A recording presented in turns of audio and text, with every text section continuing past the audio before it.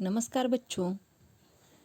हमने पिछले भाग में दूसरी इकाई पाठ क्रमांक 4 शब्द संपदा का भाग क्रमांक 1 देखा था और पढ़ा था।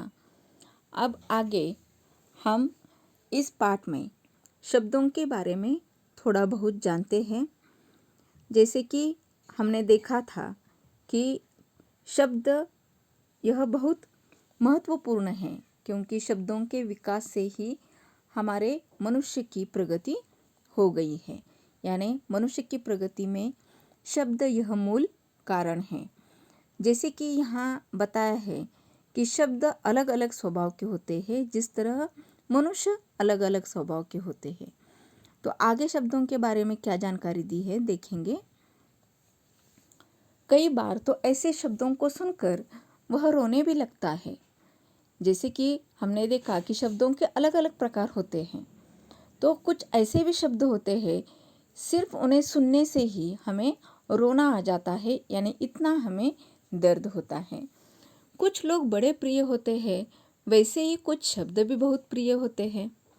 जैसे हमारे जीवन में कुछ लोग बहुत प्रिय होते हैं।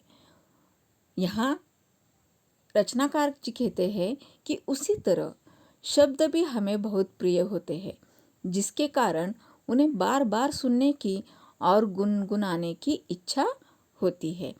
तो ऐसे बहुत सारे शब्द हैं जिन्हें हम बार बार बोलते हैं या बार बार गुनगुनाते हैं, जिन्हें बोलकर या जिन्हें सुनकर हमें बहुत प्रसन्नता होती है।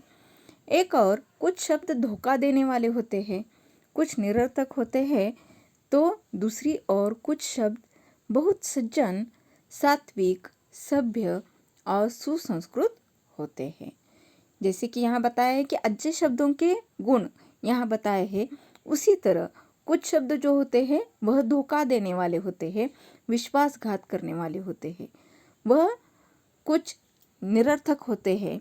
तो दूसरी ओर कुछ शब्द जो होते हैं बहुत ही सज्जन, सात्विक यानी बहुत ही पुण्यकारी, सभ्य और सुसंस्कृत होते हैं। कुछ शब्द निष्क्रिय बना देते हैं कि कुछ मत करो, जो भाग्य में है वह तो मिल ही जाएगा, जो नहीं है वह नहीं मिलेगा। यानी जिस तरह हम दूसरों को प्रेरणा देते हैं हमारे बोलने से, तो कुछ शब्द ऐसे होते हैं कि सामने वाले व्यक्ति को हम निष्क्रिय बना देते हैं। निष्क्रिय यानी कुछ मत करना। जैसे बहुत लोग कहते हैं कि कुछ मत करो, तुम्हें कुछ करने की ज़रूरत नहीं है, जो भाग्य में है वह मिल जाएगा, यानी जो नसीब में है वह मिल जाएगा, इसीलिए तुम्हें कोई कुछ करने की ज़रूरत नहीं है। जैसे कि यहाँ इस चित्र में हम देखते हैं कि जिस तरह हमें बड़े अच्छे लोग लगते हैं, उसी तरह शब्द भी बहुत अच्छे लगते हैं, उन्हें बहुत प्रसन्नता महसूस करते हैं। उसी तरह दूसरा जो चित्र है उसमें हमें जिस तरह कुछ लोग अच्छे नहीं लगते, उसी तरह शब्द भी कुछ अच्छे नहीं लगते, जिसे सुनकर ही हमें गुस्सा या रोना आ जाता है।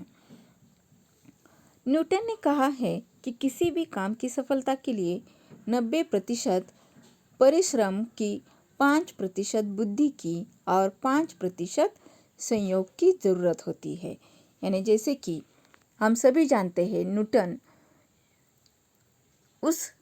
न्यूटन इस वैज्ञानिक ने यहाँ हमें जो लोग कहते हैं कि जो हमारे भाग्य में वही मिलेगा, जो नहीं है वो नहीं मिलेगा, हमें कुछ करने की ज़रूरत नहीं है, तो इस बात पर न्यूटन ने वैज्ञानिक दृष्टिकोण के अनुसार यहाँ हमें बताया है कि किसी भी काम की सफलता जो है, उस सफलता में कौन कौन से घटक महत्वपूर्ण हैं। तो देखिए, जो परिश्रम है वह 90% यानी बहुत ज़्यादा परिश्रम की ज़रूरत है।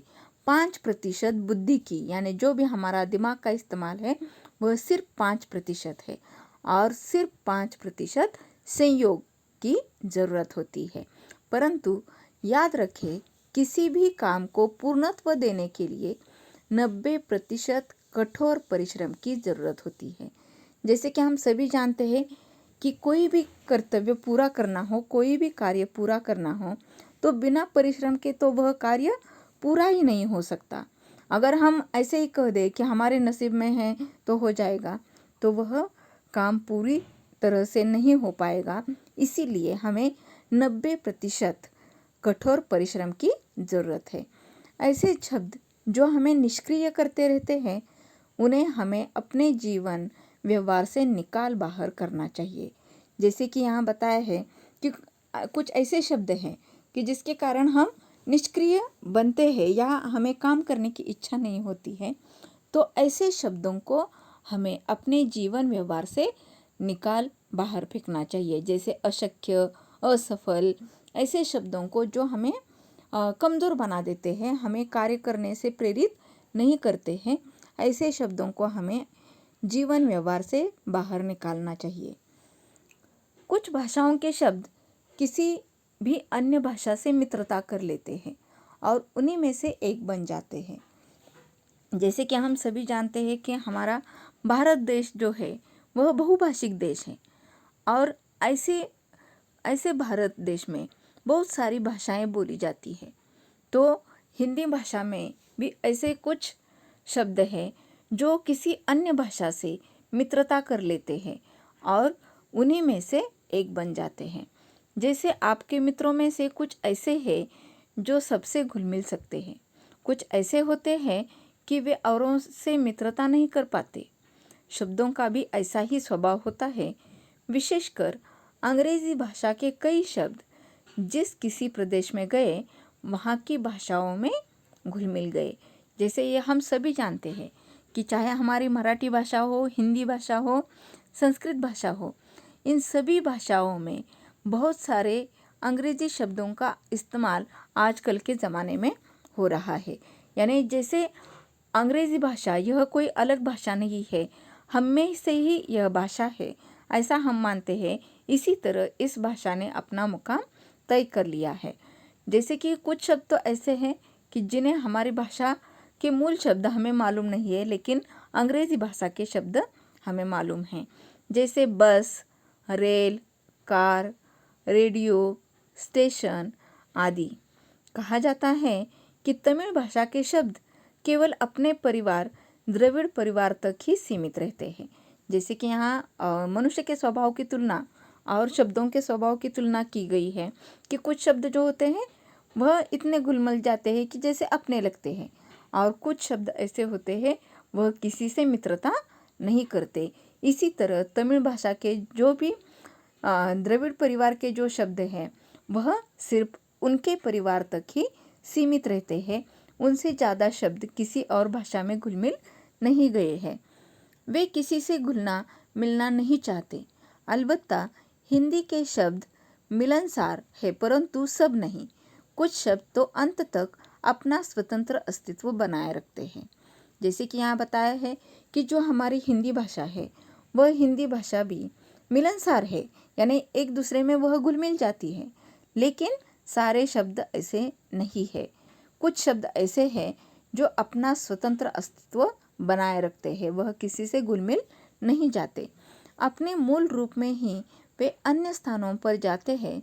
कुछ शब्द अन्य भाषा के साथ इस प्रकार जुड़ जाते हैं कि उनका स्वतंत्र रूप खत्म सा हो जाता है। बहुत से ऐसे शब्द हैं जो हमें मालूम ही नहीं है कि यह किस मूल भाषा से है, कि इस तरह से वे घुल मिल जाते हैं या जुड़ जाते हैं कि उनका अपना अस्तित्व, उनका स्वतंत्र रूप खत्म हो जाता है। तो ऐसे बहुत सारे शब्द हमारी हिंदी भाषा में है या और सभी भाषा में है कि एक दूसरे में वह मिल जाते हैं। तो ऐसे कौन से शब्द हैं, इसके बारे में हम अगले भाग में जानकारी लेंगे। धन्यवाद।